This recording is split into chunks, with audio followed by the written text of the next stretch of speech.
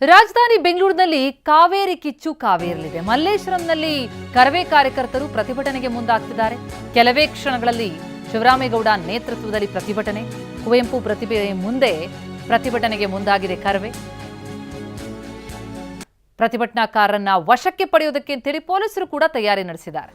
ಸ್ಥಳದಲ್ಲಿ ಕೆಎಸ್ಆರ್ಪಿ ತುಕಡಿ ಇದೆ. ಮಲ್ಲೇಶ್ವರಂ ಠಾಣೆ ಪೊಲೀಸರು ಮೊಕ್ಕಾಂ ಹೂಡಿದ್ದಾರೆ. ಈಗಾಗಲೇ ಹೋರಾಟಗಾರರಿಗೆ ಖಾಕಿ ಪಡೆ ನೋಟಿಸ್ ಕೂಡ ಕೊಟ್ಟಿದೆ. ಕರವೇ ಕಾರ್ಯಕರ್ತರು ರೈತರ ಬೆಂಬಲಕ್ಕೆ ನಿಂತು ಹೋರಾಟ ನಡೆಸೋದಕ್ಕೆ, ತಮಿಳುನಾಡಿಗೆ ನೀರು ಬಿಡದಂತೆ ಆಗ್ರಹಿಸೋದಕ್ಕೆ, ಪ್ರತಿಭಟಿಸೋದಕ್ಕೆ ಮುಂದಾಗಿದ್ದಾರೆ. ನಮ್ಮ ಪ್ರತಿನಿಧಿ ಕಿರಣ್ ಸೂರ್ಯ ಪ್ರತಿಭಟನಾ ಸ್ಥಳದಿಂದ ಈಗ ನೇರವಾಗಿ ಲೈವ್ನಲ್ಲಿ ಜಾಯ್ನ್ ಆಗ್ತಾ ಇದ್ದಾರೆ. ಕಿರಣ್ ಸೂರ್ಯ, ನಮಗೇ ನೀರಿಲ್ಲ, ತಮಿಳುನಾಡಿಗೆ ನೀರು ಹರಿಬಿಡಬೇಕು ಅಂತಂದ್ರೆ ಹೇಗೆ ಅನ್ನೋದು ಸಹಜವಾದಂತಹ ಪ್ರಶ್ನೆ. ರೈತರು ಆತಂಕಕ್ಕೊಳಗಾಗಿದ್ದಾರೆ. ಜೊತೆಗೆ ರಾಜ್ಯ ರಾಜಧಾನಿಗೂ ಕೂಡ ನೀರು ಬರಬೇಕಾಗಿರೋದು ಅಲ್ಲಿಂದಲೇ. ಕುಡಿಯೋ ನೀರಿಗೆ ತತ್ವಾರ ಆಗಿರುವಾಗ ಈಗ ಬೆಳೆ ಬೆಳೆಯೋದಕ್ಕೆ ಪಕ್ಕದ ರಾಜ್ಯಕ್ಕೆ ಕೊಡೋದು ಬಹಳ ಕಷ್ಟಕರ. ಕರವೇ ಯಾವ ರೀತಿಯಲ್ಲಿ ಪ್ರತಿಭಟಿಸೋದಕ್ಕೆ ಮುಂದಾಗ್ತಾ ಇದೆ, ಏನು ಸಿದ್ಧತೆಗಳಲ್ಲಿ ಕಂಡು ಬರ್ತಾ ಇದೆ? ಹೌದು ಪ್ರತಿಮಾ, ನಿನ್ನೆಯ CWRC ಸಭೆಯಲ್ಲಿ ಪ್ರತಿದಿನವೂ ಕೂಡ ಕರ್ನಾಟಕದಿಂದ ತಮಿಳುನಾಡಿಗೆ 3000 ಕ್ಯೂಸೆಕ್ ನೀರನ್ನ ಬಿಡಬೇಕು ಅನ್ನೋಂಥ ಒಂದು ಆದೇಶ ಆಗಿರುವಂಥದ್ದು. ಆ ನಿಟ್ಟಿನಲ್ಲಿ ಈಗಾಗಲೇ ಕೂಡ ನಿನ್ನೆಯ ಮಂಡ್ಯ ಸೇರಿದಂತೆ ಕಾವೇರಿ ಕೊಳ್ಳದ ರೈತರು ತುಂಬ ದೊಡ್ಡ ಮಟ್ಟದಲ್ಲಿ ಆಕ್ರೋಶವನ್ನು ವ್ಯಕ್ತಪಡಿಸಲಿಕ್ಕೆ ಮುಂದಾಗಿರುವಂಥದ್ದು. ಈ ನಿಟ್ಟಿನಲ್ಲಿ ರಾಜಧಾನಿ ಬೆಂಗಳೂರಿನಲ್ಲೂ ಕೂಡ ಇವತ್ತು ಕನ್ನಡ ಪರ ಹೋರಾಟಗಾರರು ಸಾಲು ಪ್ರತಿಭಟನೆಯನ್ನು ಮಾಡಲಿಕ್ಕೆ ಮುಂದಾಗಿರುವಂಥದ್ದು. ಸದ್ಯ ನಾನೀಗ ಮಲ್ಲೇಶ್ವರದ ಸಂಪಿಗೆ ರಸ್ತೆಯಲ್ಲಿರುವಂತಹ ಮಹಾಕವಿ ಕುವೆಂಪು ಪ್ರತಿಮೆ ಬಳಿ ಇದ್ದೀನಿ. ನಾನು ಕೂಡ ದೃಶ್ಯಗಳಲ್ಲಿ ತೋರಿಸ್ತಾ ಇದ್ದೀನಿ.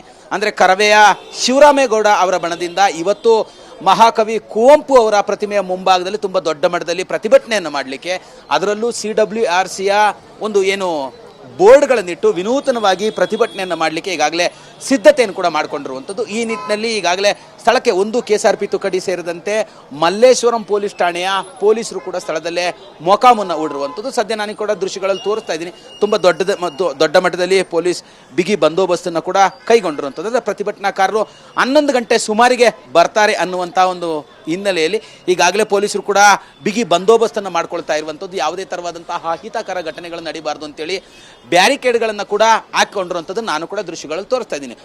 ಎರಡನೇದು ಈಗಾಗಲೇ ಪ್ರತಿಭಟನಾಕಾರರಿಗೆ ಪೊಲೀಸರು ಕೂಡ ನೋಟಿಸ್ ಕೊಟ್ಟಿದ್ದಾರೆ. ಪ್ರತಿಭಟನೆ ಮಾಡಬಾರ್ದು, ಪ್ರತಿಭಟನೆ ಮಾಡಲಿಕ್ಕೆ ಫ್ರೀಡಂ ಪಾರ್ಕ್ನಲ್ಲಿ ಅವಕಾಶವಿದೆ, ಅಲ್ಲಿ ಹೋಗಿ ಪ್ರತಿಭಟನೆ ಮಾಡಿ ಅನ್ನುವಂಥ ಹಿನ್ನೆಲೆಯಲ್ಲಿ ನೋಟಿಸ್ ಕೂಡ ಈಗಾಗಲೇ ಕೊಟ್ಟಿರುವಂಥದ್ದು. ಎರಡನೇದು, ಪ್ರತಿಭಟನಾಕಾರರು ಸ್ಥಳಕ್ಕೆ ಬರ್ತಿದ್ದಂತೆ ಅವರನ್ನು ವಶಕ್ಕೆ ಪಡೀಲಿಕ್ಕೆ ಒಂದು BMTC ಬಸ್ಸಿನ ನಿಯೋಜನೆಯನ್ನು ಕೂಡ ಮಾಡಿರುವಂಥದ್ದು ನಾನು ದೃಶ್ಯದಲ್ಲಿ ತೋರಿಸ್ತಾ ಇದ್ದೀನಿ. ಈ ಒಂದು BMTC ಬಸ್ಸನ್ನು ಈಗಾಗಲೇ ಪೊಲೀಸರು ಕೂಡ ಸ್ಥಳಕ್ಕೆ ತೆಗೆದುಕೊಂಡು ಬಂದಿರುವಂಥದ್ದು. ಪ್ರತಿಭಟನಾಕಾರರು ಸ್ಥಳಕ್ಕೆ ಬರ್ತಿದ್ದಂತೆ ಅವರೆಲ್ಲರನ್ನೂ ಕೂಡ ವಶಕ್ಕೆ ಪಡೆಯುವಂತಹ ಎಲ್ಲ ಸಾಧ್ಯತೆಗಳು ಕೂಡ ಇರುವಂಥದ್ದು. ಇನ್ನೇನು ಕೆಲವೇ ನಿಮಿಷಗಳಲ್ಲಿ ಪ್ರತಿಭಟನೆ ಕೂಡ ಆರಂಭ ಆಗಲಿರುವಂಥದ್ದು. ಈ ಬಗ್ಗೆ ಮಾತಾಡಲಿಕ್ಕೆ ನನ್ನ ಜೊತೆಯಲ್ಲಿ ಪ್ರತಿಭಟನಾಕಾರರು ಕೂಡ ನನ್ನ ಜೊತೆಲಿದ್ದಾರೆ. ನಾನು ಅವ್ರನ್ನೇ ಮಾತಾಡಿಸ್ತಾ ಹೋಗ್ತೀನಿ. ಸರ್, ಯಾವ ಹಿನ್ನೆಲೆಯಲ್ಲಿ ಇವತ್ತಿನ ಪ್ರತಿಭಟನೆ ಮತ್ತು ಏನೇನೆಲ್ಲ ಸಿದ್ಧತೆ ಆಗಿದೆ ಶಿವರಾಮೇಗೌಡರ ಬಣದಿಂದ? ಏನು ಒಂದು ಅವೈಜ್ಞಾನಿಕವಾದಂತಹ ತೀರ್ಪನ್ನು ಕೊಡ್ತಾ ಇದ್ದಾರಲ್ಲ ಪದೇ ಶತಶತಮಾನಗಳಿಂದ, ಅಂದರೆ 1800ನೇ ಇಸ್ವಿಯಿಂದನೂ ಕೂಡ ಕರ್ನಾಟಕದ ಮೇಲೆ ಈ ಕಾವೇರಿ ಪ್ರಾಧಿಕಾರ ಅಥವಾ ಬ್ರಿಟಿಷರು ಮಾಡ್ಕೊಂಡು ಬಂದಂತಹ ಒಂದು ಕಾನೂನೇನಿತ್ತು, ಪ್ರತಿ ಬಾರಿನೂ ಕೂಡ ಯಾವಾಗ ಬರಗಾಲ ಬರ್ತದೆ ಅವಾಗೆಲ್ಲ ಮಲತಾಯಿ ಧೋರಣೆನೇ ಕೇಂದ್ರದಿಂದ ಕರ್ನಾಟಕದ ಮೇಲೆ ಮತ್ತು ಕನ್ನಡಿಗರ ಮೇಲೆ. ಸೊ ಹಾಗಾಗಿ ಇನ್ನು ನಮ್ಮ ನಾಡು, ನಮ್ಮ ಜನಕ್ಕೆ ನಾವು ನೀರು ಕೊಡಬೇಕು, ನಮ್ಮ ರೈತರನ್ನ ಉಳಿಸ್ಕೋಬೇಕು ಅಂತಂದರೆ ನಾವು ಪ್ರತಿಭಟನೆ ಮಾಡಲೇಬೇಕಾಗ್ತದೆ. ಯಾವ ಆಧಾರದ ಮೇಲೆ ಅವರು 3500 ಕ್ಯೂಸೆಕ್ಸ್ ನೀರನ್ನು 15 ದಿನ ಸತತವಾಗಿ ಬಿಡಿ ಅಂತ ಹೇಳಿದ್ದಾರೆ? ಅಲ್ಲಿ ಏನು ಸಿದ್ಧ ಸೂತ್ರ ಇದೆ, 40% ನಮಗೆ ಒಳಹರಿವು ಇದ್ದರೆ ಮಾತ್ರ ನಾವು 40% ನೀರನ್ನು ತಮಿಳುನಾಡಿಗೆ ಕೊಡಬೇಕು ಅಂತ. ಅದರಲ್ಲೂ ಮುಖ್ಯವಾಗಿ ನಮಗೆ ಮಾಪನವನ್ನು ಬಿಳಿಗುಂಡ್ಲುವಿನಿಂದ ತಗೊಂತಾರೆ. ಆ ಬಿಳಿಗುಂಡ್ಲಿಗೆ ನಾವು 4 TMC ಹೋಗೋ ಅಷ್ಟೊತ್ತಿಗೆ 1 TMC ಎಕ್ಸ್ಟ್ರಾ ಖರ್ಚಾಗ್ಬಿಡುತ್ತೆ. ಅಂದರೆ ನಾವು 5 TMC ನೀರನ್ನ ಬಿಡಬೇಕು. ಕಳೆದ ಬಾರಿ ಕಾವೇರಿ ಕೊಳ್ಳದ 4 ಜಲಾಶಯಗಳೇನಿದೆ, ಕಬಿನಿ ಇರ್ಬೋದು, ಹಾರಂಗಿ ಇರ್ಬೋದು, ಹೇಮಾವತಿ, KRSನಲ್ಲಿ ಅಟ್ ಪ್ರೆಸೆಂಟ್ ಜುಲೈ 29, 2025ರಲ್ಲಿ 114 TMC ಪ್ರೆಸೆಂಟ್ ಸ್ಟಾಕ್ ನೀರಿತ್ತು. ಆದರೆ ಇವತ್ತು 2026 ಜುಲೈ 29ಕ್ಕೆ 61 TMC ಮಾತ್ರ ನೀರಿದೆ. ಅದರಲ್ಲಿ KRSನಲ್ಲಿ 17 TMC ಮಾತ್ರ ಇದೆ. 8 TMC ನೀರನ್ನು ನಾವು ಕುಡಿಯೋದಕ್ಕೆ ಇಟ್ಕೊಂಡಿದ್ದೀವಿ. ಆ 8 TMCಲಿ 4 TMC ಕೊಟ್ಬಿಟ್ರೆ ಮುಂದಿನ ವರ್ಷದವರೆಗೂ ನಮಗೆ ಎಲ್ಲಿಂದ ನೀರು?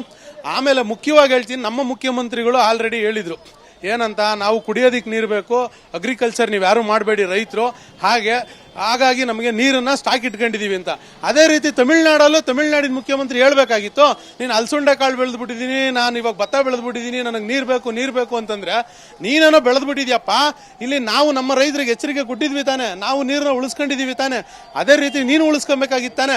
ಮತ್ತೆ 1800ನೇ ಇಸ್ವಿಯಿಂದನೂ ಕೂಡ ಇದೇನು ನಮಗೆ ಪ್ರಾಬ್ಲಮ್ ಸ್ಟಾರ್ಟ್ ಆಯ್ತು. ಅಂದ್ರೆ ಇವಿಷ್ಟು ಕೂಡ ಪ್ರತಿಭಟನಾಕಾರರ ಆಕ್ರೋಶವಾಗಿರುವಂತದ್ದು. ರೈಟ್. ಥ್ಯಾಂಕ್ ಯು ತಮ್ಮೆಲ್ಲ ಮಾಹಿತಿಗೆ.